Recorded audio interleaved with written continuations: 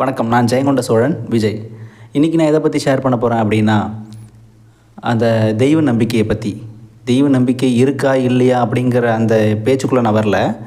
அதை நம்பினா அது நமக்கு எப்படி நான் இருக்கேன் அப்படிங்கிறத இண்டிகேட் பண்ணும் அப்படிங்கிறதுக்கு என் லைஃப்பில் நடந்த ஒரு விஷயத்த நான் சொல்கிறேன். ஒரு நாள் நான் பஸ்ஸில் ட்ராவல் பண்ணிகிட்டு இருந்தேன்.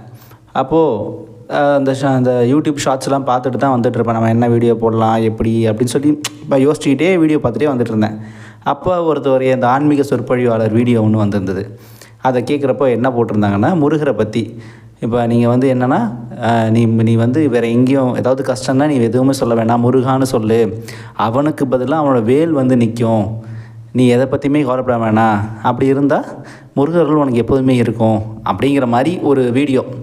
அதில் அவர் என்ன சொன்னார்னா, ஆனால் முருகரை நீ மனசார கும்பிட்டின்னா அவர் நான் இருக்கேன் அப்படின்னு காட்டுறதுக்கு உன் மூலியமாக, அதாவது உன் கண்ணுக்கு முன்னாடி வேலை கொண்டு நிறுத்துவார். அது எங்கே வேணாலும் இருக்கலாம். நான் இருக்கேன் அப்படின்னு ஒரு பைக்கில் ஓட்டியிருக்கலாம், இல்லை ஒரு காரில் போயிட்டுருக்கலாம், இல்லை ஒரு காரில் வாசகம் எழுதியிருக்கலாம், ஒரு முருகை படம் எடுத்துக்கலாம். அந்த மாதிரினா ஒரு வேல் நிற்கும் அப்படிங்கிற மாதிரி சொன்னார். சரி, இதில் என்னடா இருக்குது, நம்மளும் விளையாட்டுத்தனமா நான் என்ன பண்ணிட்டேன், பஸ்ஸில் போயிட்டு இருந்தப்போ டக்குன்னு அதை யூடியூப் கேட்டு அந்த வீடியோவை பார்த்துட்டு ஆஃப் பண்ணிவிட்டு பஸ்ஸில் அப்படி சாஞ்சி அந்த ஜன்னல் ரூமாக உட்காந்துக்கிட்டு, அப்படியா நம்ம கூப்பிட்டா முருகர் வேல் வருமா, சரி அப்படின்ட்டு முருகா அப்படின்னேன். உடனே ரன்னிங்கில் போயிட்டு இருந்த பஸ் நின்றுடுச்சு. ஏன் நின்றுச்சுன்னா, முன்னாடி டக்குன்னு ஒருத்தன் பிரேக் அடிச்சிட்டான் போட்டுருக்கு, பஸ் நின்றுடுச்சு.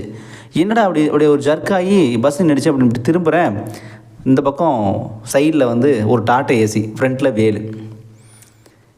இது சுச்சுவேஷனா இல்லை இது நான் நினச்சது அந்த வீடியோவில் வந்த மாதிரி நான் முருகான்னு சொன்னனால வந்துதா, இல்லை முருகனோட அருள் எனக்கு இருக்கா, இல்லை இது எல்லாமே எதர்ச்சியாக நடக்கிறதா, இல்லை நான் முருகன் சொல்லலைனா கூட அந்த இடத்துல பிரேக் அடித்து நான் திரும்புகிறப்ப முருகர் வேல் தெரியும், அப்போ நான் எதுவும் நினச்சிருக்க மாட்டேனா, இது எதுவுமே நம்ம சிந்தனை பண்ணுறதுக்கு இல்லை. ஆனால் கரண்ட் சினாரியோ என்ன, அந்த வீடியோவை நான் பார்த்தேன். அவர் என்ன சொன்னார், நீ முருகான்னு மனசார கூப்பிடு வேல் வரும்னாரு. நான் முருகான்னு மனசார கூப்பிட்டா வேல் வந்துருச்சு.